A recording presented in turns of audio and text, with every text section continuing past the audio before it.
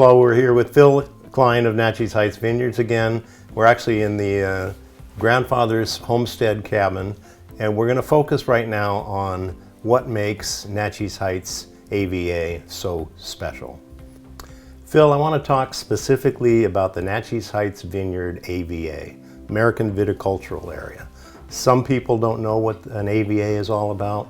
I'd like to know basically what does it take. I think there's 19 different AVAs within Washington State now.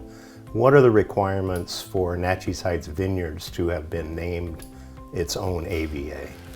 Well, it's a process that takes approximately 4 years, and it did for us anyway. And we started in 2008, and the Trade and Tobacco Bureau is the ones that award American viticultural areas to areas that are distinctly unique, and that is based on geology, geography, and history.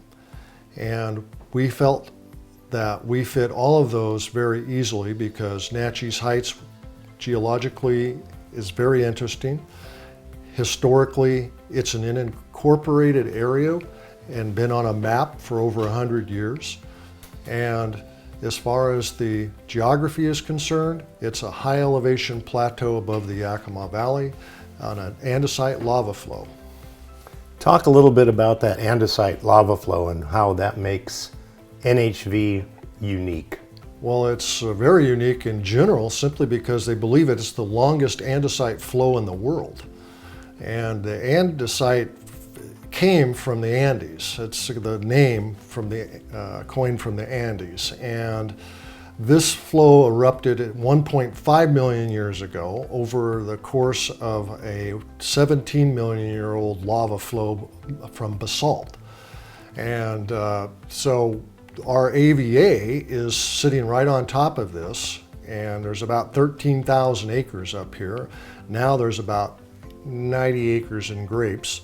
Most of it is in apples, but it is a very productive area because of the volcanic soil that is here. It's wind-blown loess, and over 1.5 billion years, the soil that's blown in here has all been from all of the activity from the Pacific Rim and the plates crashing up against each other, forming the Cascades and forming this particular flow where we have our vineyard and our winery. You had mentioned Mount Rainier. For those of us that live here in the Pacific Northwest, put us in perspective the history of how Mount Rainier fits into this ancient lava flow.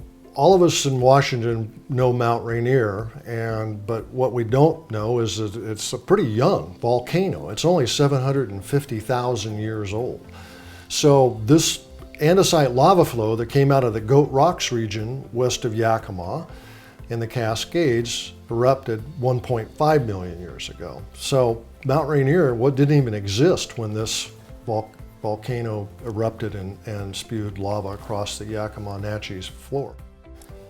Am I correct in saying that Naches Heights Vineyards AVA is one of the few in the state that is predominantly biodynamic, organic, salmon safe, and live certified, or is that just some of the vineyards? Right now it's a great majority. When we started the AVA process, all of us were farming either organically or sustainable. And I chose to be part of the live program and the salmon safe program, but I am farming organically. Willridge Vineyard is biodynamic. The new vineyards that we're putting in the ground up here are going through the process of becoming organic.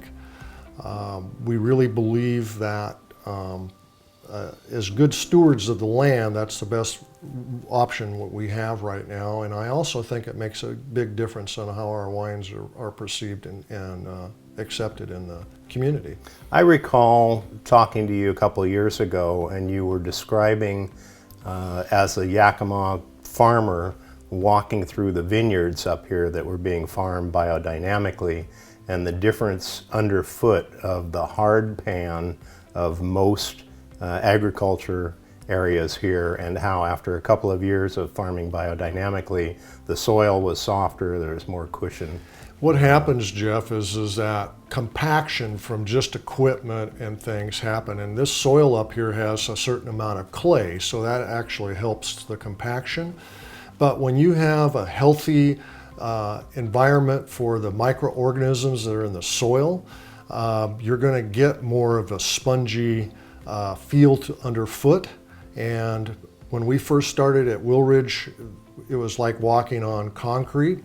And after 3 or 4 years of farming organically using organic composts and biodynamic composts, we started to see the results. And we also saw the results in the grapes themselves. So you think about the plant, just like you would a human, a healthy immune system is good for everybody. The plant is happy, it's going to create more quality grapes.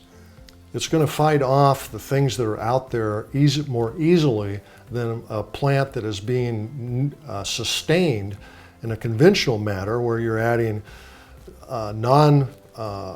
fertilizers that are made, and by man, and sometimes contain lots of stuff that you really don't want in the soil. So that process we've eliminated, and we're just working with organic, and it certainly has made a big difference in what's going on.